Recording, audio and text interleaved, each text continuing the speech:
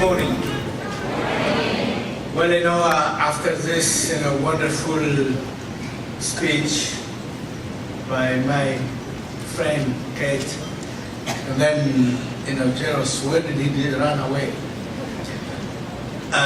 It will be very difficult. But given that we had a wonderful reception when we came in by those who pretend to be pro-life, I feel more energized because when there is opposition, I never get scared because I think it's because we are strong that there is opposition. If you were irrelevant, we wouldn't have drawn any attention. So anyway, Your Royal Highness, Gusti Imboy, thank you for your kind words and your leadership in the area of sexual and reproductive rights. Senator Diam, thank you. It is after a long time that the Philippines people have taken the bold step of making sure that there is a reproductive health law which is enacted, and I congratulate the President despite the opposition for signing it. And I'm sure the struggle, the result of the young people and the community of the Philippines is going to be heard so that there are not going to be challenges. In fact, it's going to be taking one step further. And it's an honor to be in your country, and thank you for the invitation. We in the IPPF family, 60 years ago, 8 brave women, because the world says that half of the world is composed of women, but refuses to recognize even the quarter of the rights. Isn't that the dilemma and the challenge? So 8 angry women, they founded the IPPF, surrounded with, it was not a question of looking to killing babies as they pretend us to be, or to deny life. It was a question of fighting for the quality of life and for the respect of life of those who are there to live. And that is the women who are fighting for equality, for education, for recognition of the labor and the time that they put in feeding those who have to be supposed to be fed, but also in raising the children to give them the love, the education, and the dignity that they do. It's not a shooting exercise designed at life. It was a watering exercise of life to give more meaning for life. That's what our 8 angry and brave women founded the International Planned Parenthood Federation. When we look back, what was taking place 60 years ago, is it different today? Yes, in some ways, because I'm a person who says the glass is half full. I don't like to say it's half empty. Because that positivity gives us the energy to tackle what the challenges are. We cannot afford to give up. Yes, there is a progress. Women in many societies are recognized. Young people are also recognized, but not just recognized, because there is no free meal. I was telling young people yesterday, don't expect to be given in a golden plate. You have to fight for it and you have to earn it. But those fights have given a result. In many countries there is sexuality education. Perfect, not necessarily.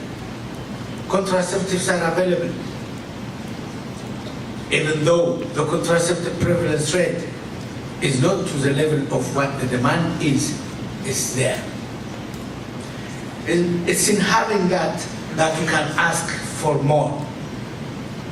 There are challenges, we see them,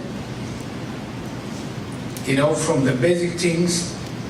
The Philippines legislators and the president have to be heard at the Supreme Court whether family planning is right or not. This is 2014. But still, the United States, there are people who say, who stand to be elected, believe it or not, who say that, well, you know, women, after all, they should have stayed in the kitchen.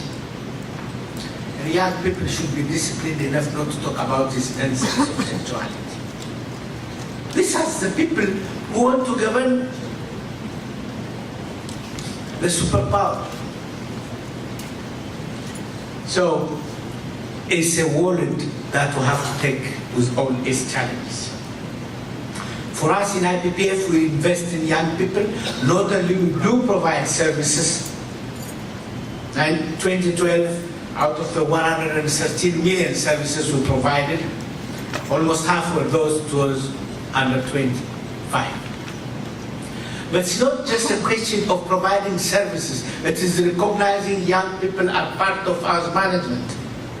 20% of our international board is composed of those who are under the age of 25.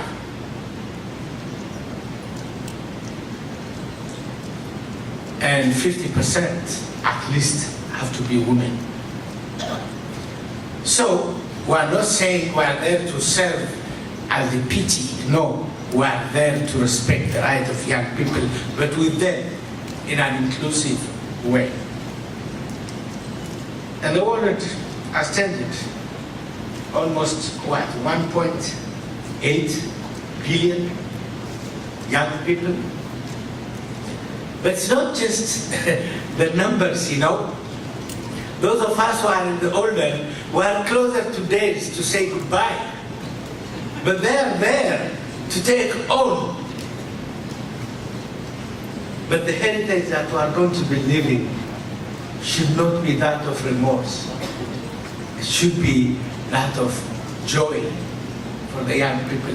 We shouldn't be cursed when we are living in this borrowed land. So, the future is not just a dream of the future. The future is made of what happens today and what happened yesterday. It's not disconnected, it's interconnected. If we want to leave a legacy of history, if we want them to sing for us of what has happened in the past, but not run away from us, we have to be part of this wave, of this change, which is not a charity. It is recognizing a reality and living a reality, because the youth are not tomorrow, they are today. And let's live and build tomorrow with an acceptance and joyful life of today, not a denial of what we have. Young people, don't ask for what you can do. Just do it, because you own that right. Nobody can give you. Thank you. Have a nice day.